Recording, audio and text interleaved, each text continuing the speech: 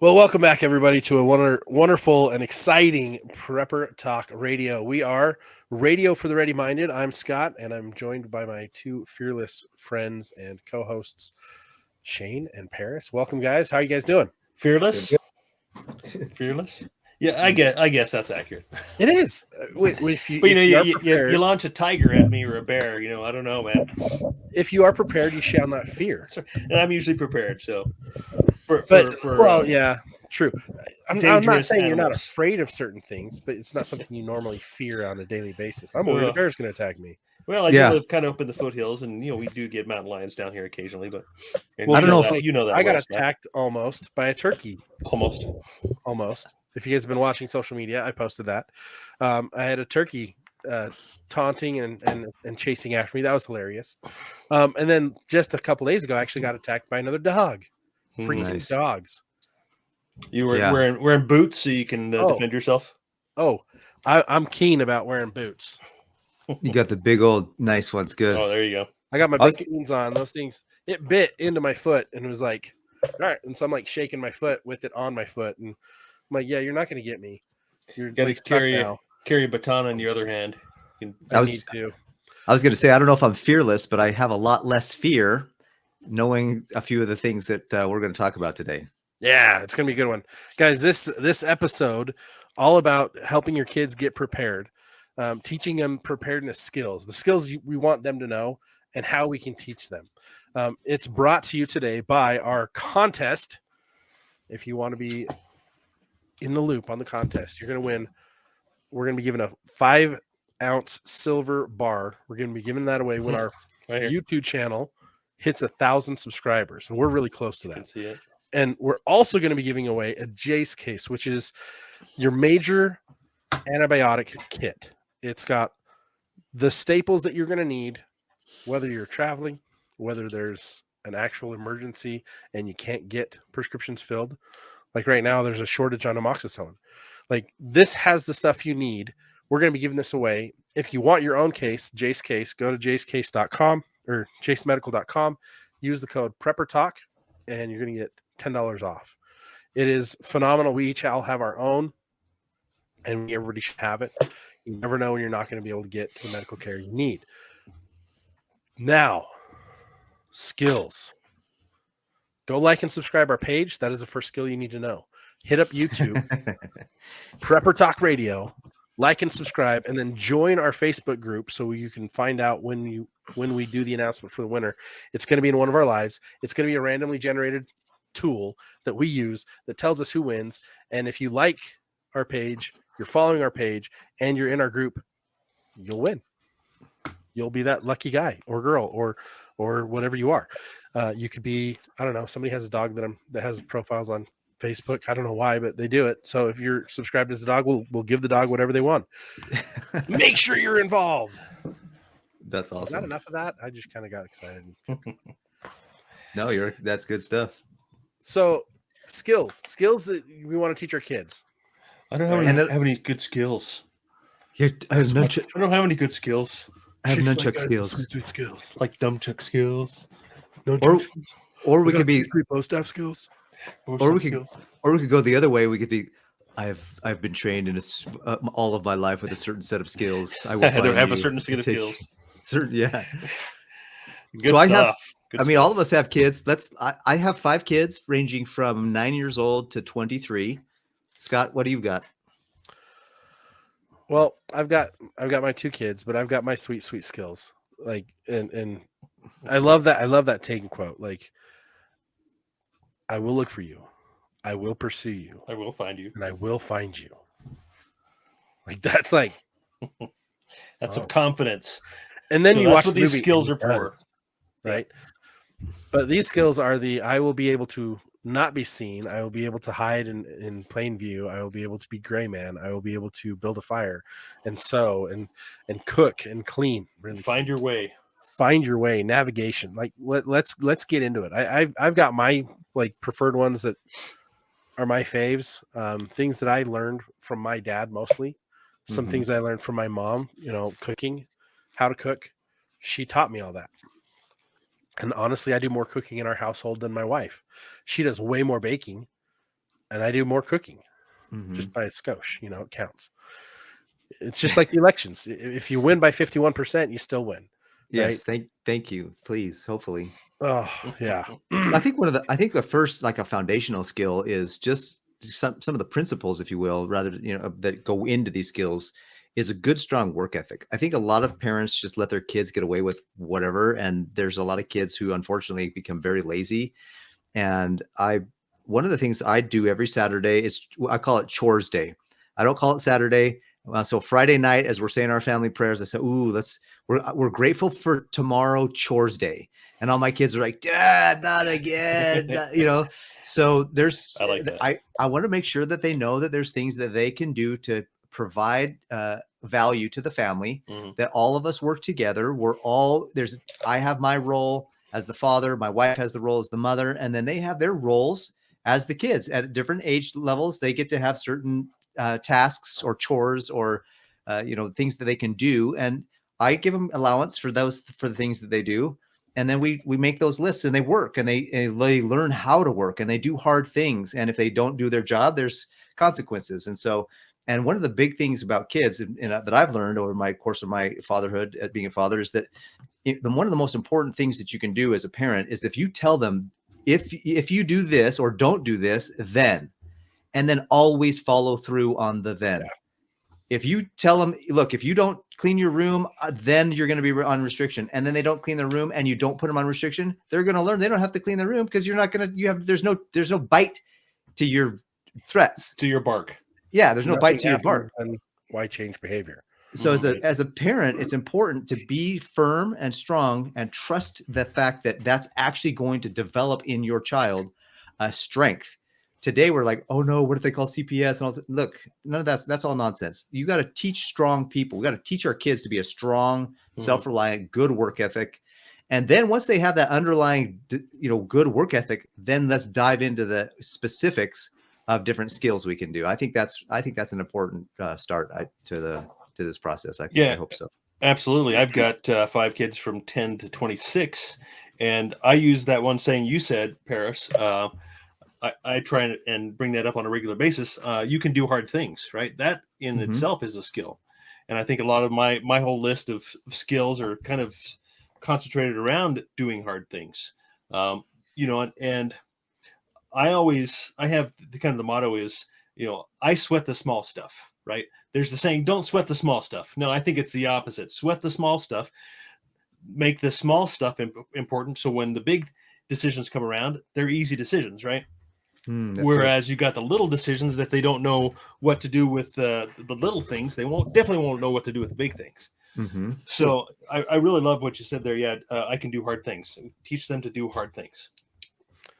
I think that's actually the first time I've heard it phrased the way you did with sweating the small stuff. Because, I've always thought of it, don't sweat the small stuff. The little things that don't seem to matter, don't worry about, right?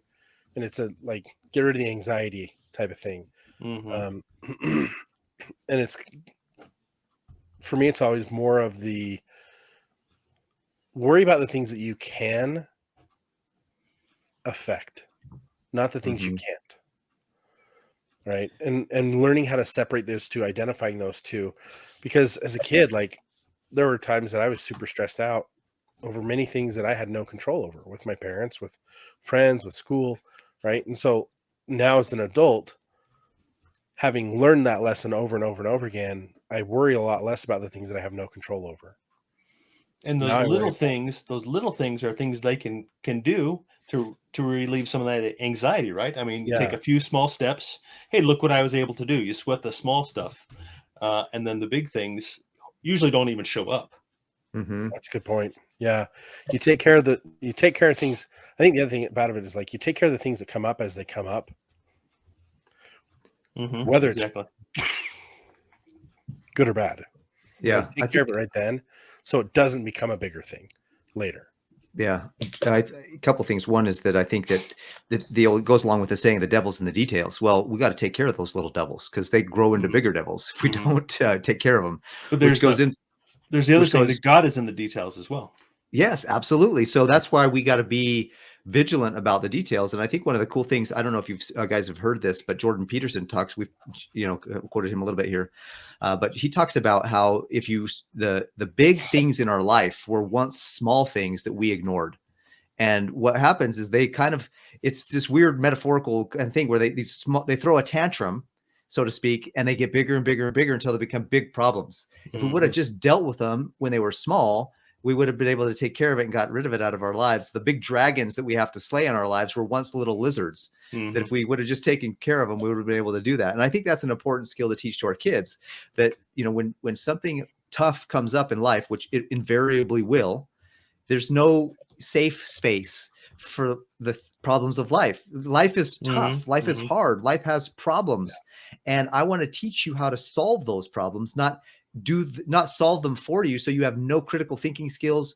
You have no capacity for discernment. You have none of these skills. And I read, there's a book that I love to read. It's called The Millionaire Next Door. And one of the big concerns that these multimillionaires have is that they give so much to their kids that when their kids grow up, they have no idea how to manage money. They squander it. They're leeches, and they just don't know what to do. Well, it was through the difficulty of life, of struggle of life, that these millionaires became millionaires, and they've made the life of their children so easy that they don't know the struggle. And so they take it for granted. They take advantage of it, and they don't really understand the depth of these skills and those skill sets. And that's, I think, something that's really important. Not that you want to make your kids sleep outside and eat, beans and rice if you can afford more than that, but definitely give them a chance to really see the other side and recognize, hey, you have some blessings here, and there's a reason why you have them, and let's respect them. Yeah, absolutely. Yeah, I think it's funny because you two have kids similarly aged, and then I've got the babies, right? And it's funny because it's like when we went and built the Quonset out at the property, Shane, your son was there, and he was involved the whole way, and I was just like, man, that's so cool.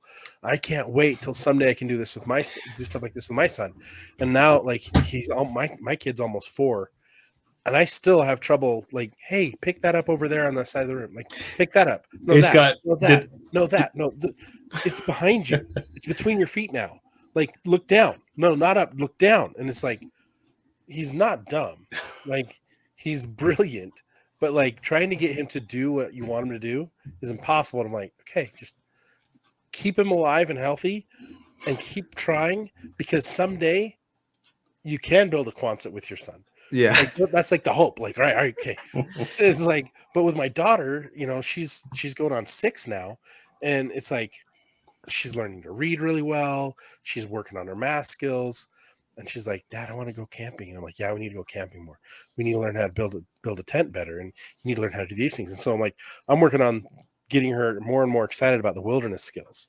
That's cool. And working on skills of being willing to try things. The mindset of trying things, especially foods. She's like, I don't want that. I don't want that. And that was her kind of thing for the first 5 years. And now she's finally what are you eating? I'm like, chicken. Can I try? Yes, please try.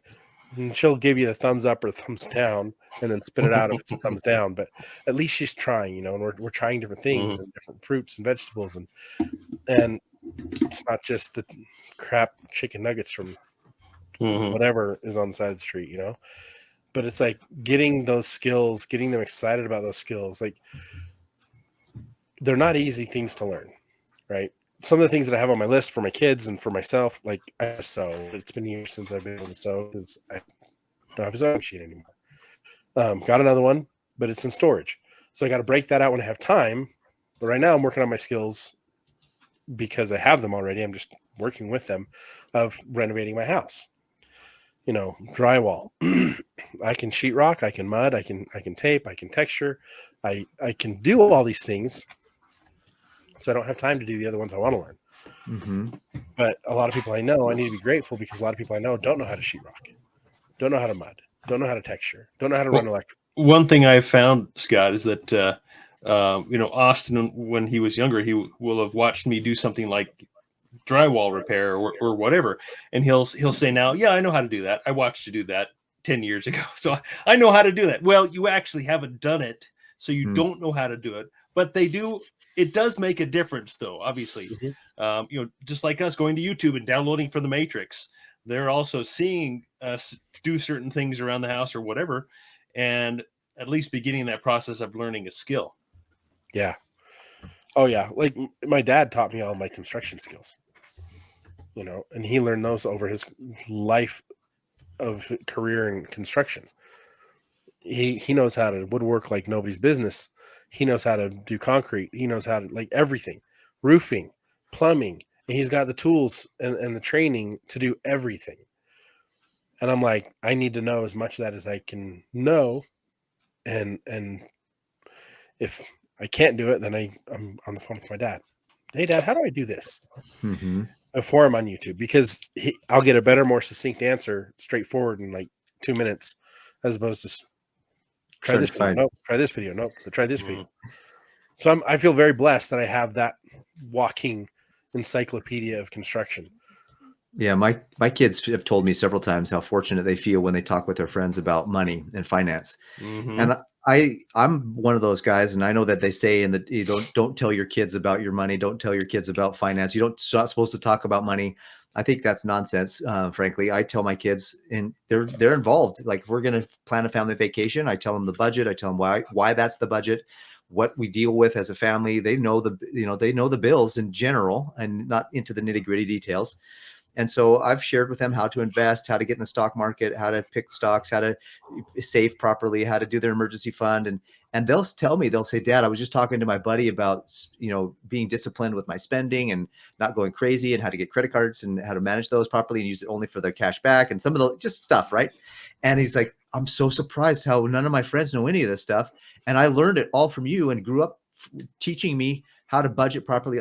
All of my kids are so proud because they'll come to me and say, Dad, I just started my first spreadsheet with my budget. And they'll show me their version of what I have. I have elaborate spreadsheets, but they'll show me their version of theirs, and they're pumped. And I'm like, and I'm pumped with them about what they're starting to do. And so that to me, teaching our kids how to manage money, that's what I do. By teaching my kids how to manage money is one of the big things to really know how to do and manage properly, because it can be the biggest problem or the greatest blessing in our lives. And so I think that's important, to teach kids how to manage their money effectively and properly. I got my kids a bank account right when they were 14. They got a debit card. They managed their own bank account. I mean, I gave them money every month. Here's your money. That's it. That's all you have. And they'll be like, Dad, I overspent or underspent, whatever they'll tell me. And I'm like, well, what are you going to do? He's like, well, can I do some more chores to get some more money because I overspent? Yes, you can.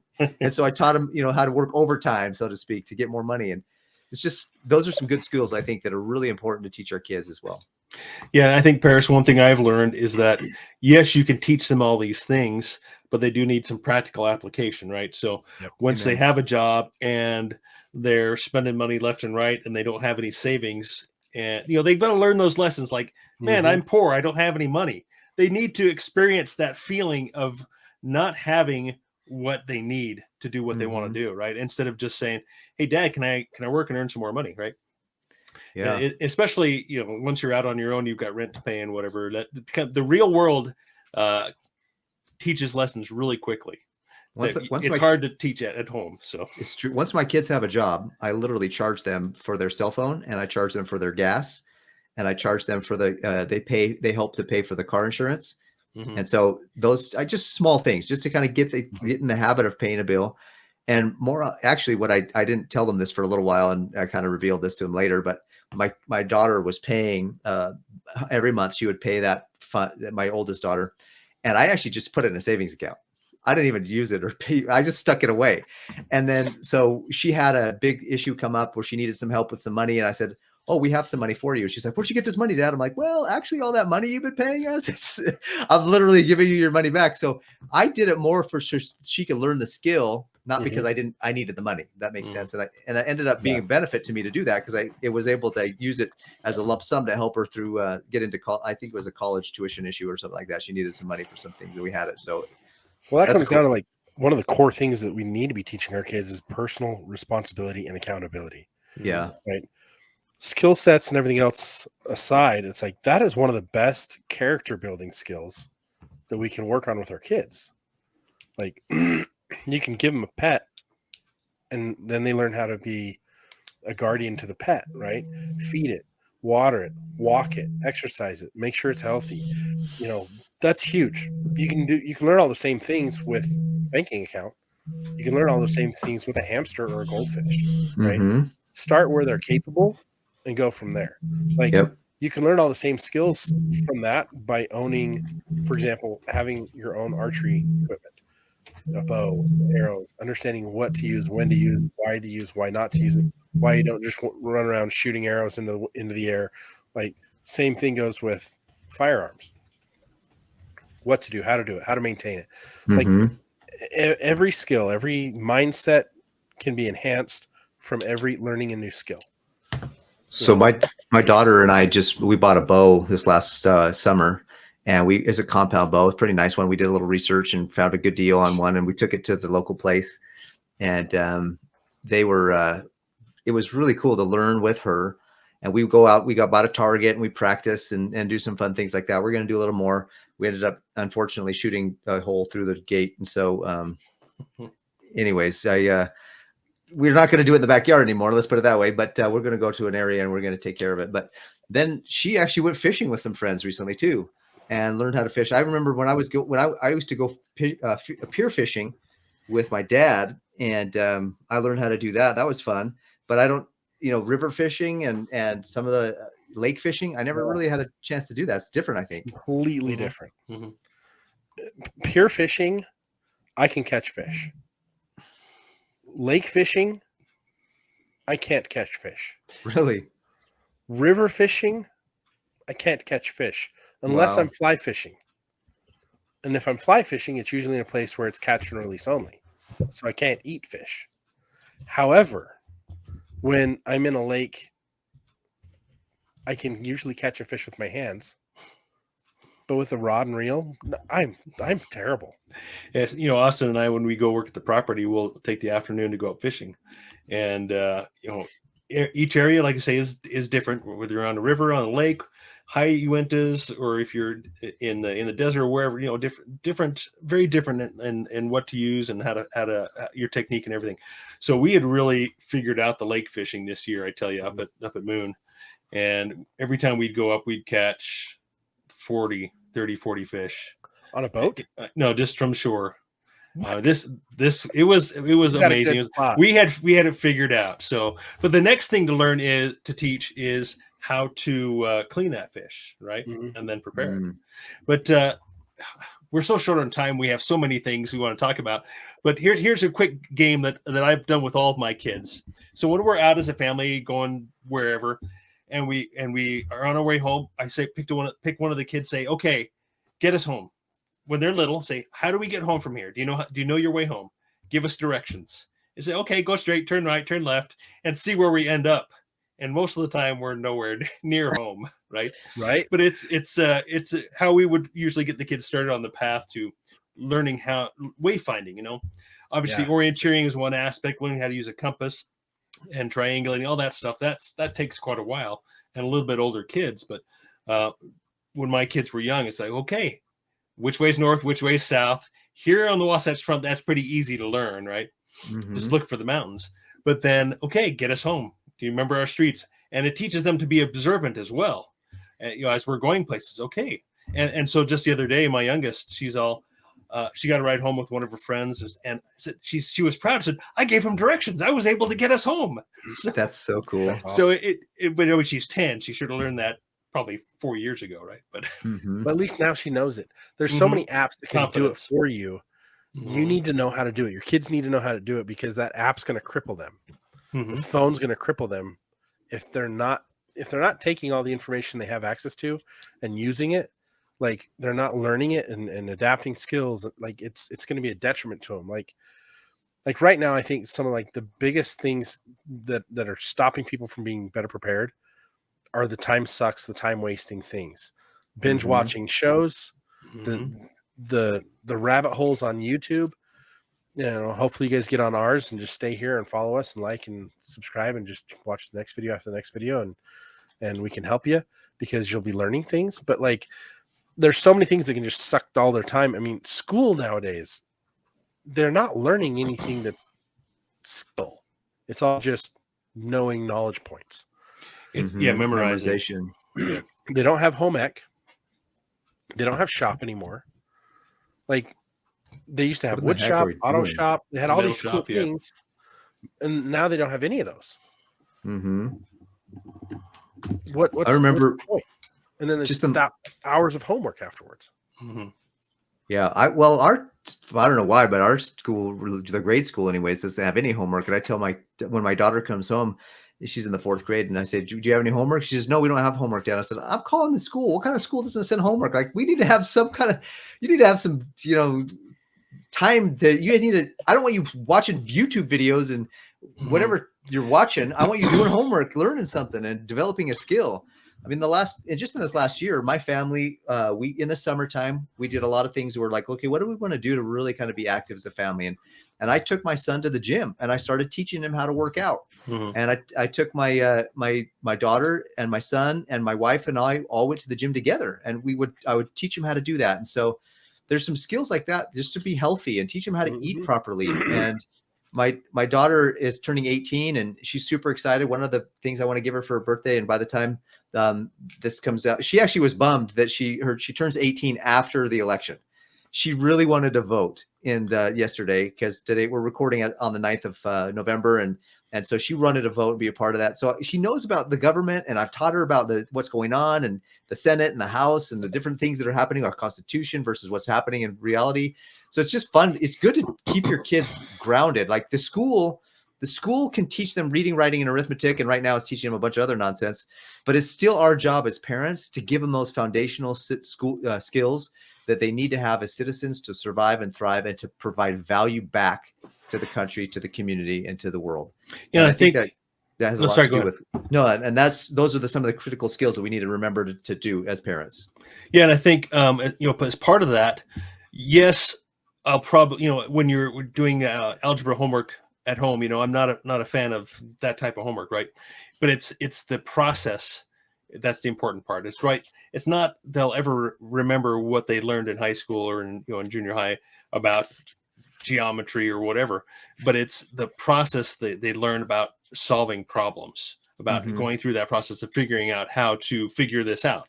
So that I'm not concerned about memorizing or anything like that, but the experience of figuring things out. And that's, I know where I got hung up the most as a kid. I wasn't really concerned about getting good grades, but I definitely struggled with solving problems. And I think that's a really important thing to try and teach the kids. I agree.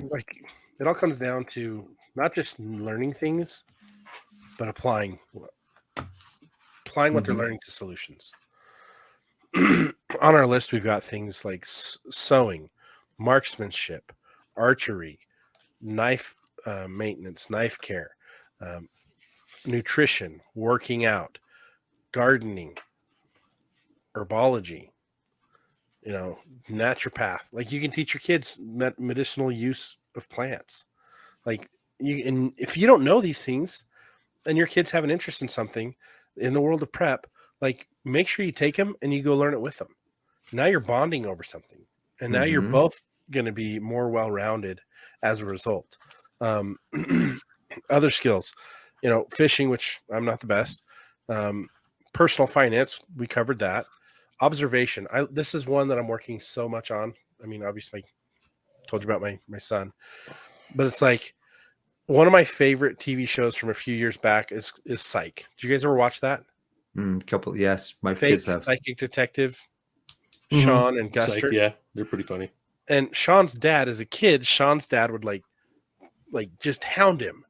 He was just like overly like bulldogging him on how many people in this restaurant have hats on. Without looking around, how many people have hats on? And he'll go through, and then he's like, okay, what color were they? And describe the person wearing each one. And he's just like, oh, and by the way, which one had a limp? What? And the dad was like, he was a detective, and he was just like super observant. And so he's teaching his son to be observant, and he's cracking all these cases, pretending to be a psychic, but he's just super observant and can figure things out because of that observance. That's awesome. Right. And do we need to get take it to that level? No, but I think we need to teach our kids how to be aware, situationally aware of their surroundings, aware of protection. You know, it's the saddest thing. My daughter's in grade school, in kindergarten, and today she told my wife on her way, and she's like, "Today's the day we have our first lockdown drill." And it's In just kindergarten. like, oh, we're at that stage. Mm-hmm. And she's like, we're like, do you stay in your room? And she's like, no, we go to a safe room. I'm just like, the fact that the little kindergartner has to be exposed to that, you know, and so many of you guys, your kids have already been going through it. It's not fair and it's not right. We need more moral character. We need to take better care of each other. We need to work on how to resolve mental health issues, right? A lot of those mental health issues people have goes back to those little things that they never took care of. Yep. Mm-hmm. And we need to teach our kids how to overcome that adversity so that as they become teenagers, they're better equipped to deal with the tougher things. And we need to teach them marksmanship as well. Right. Well, everybody has a mental health issue. I have mental health issues. I just have learned how to deal with them, solve them, work through them, health in a way that's healthy. And that's just the reality. Like a lot of people say, well, you don't have the same health issue. I know I don't. I have a different one, but I've just learned how to deal with it. You want to make it your excuse in life. And for me, it's a reason. It's not my excuse. It's my reason to move forward and become better. And I think that's a huge difference too. We all have the reality that we deal with crap. Mm-hmm. It's how we treat other people, how we treat ourselves while we're dealing through that crap that determines if we can continue to move forward in life, or if we're going to start letting it become a crutch and a problem and ruining other aspects of our lives. And love me, hate me, I don't care. We all have problems. No one's getting through this life without problems.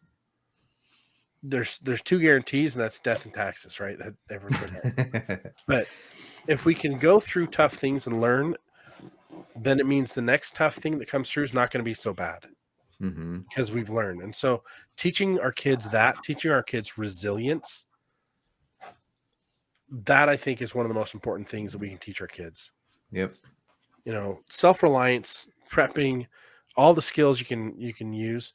Resilience will get them through everything. It'll keep them from becoming a quitter, a Debbie Downer, the kid that never gets anything done.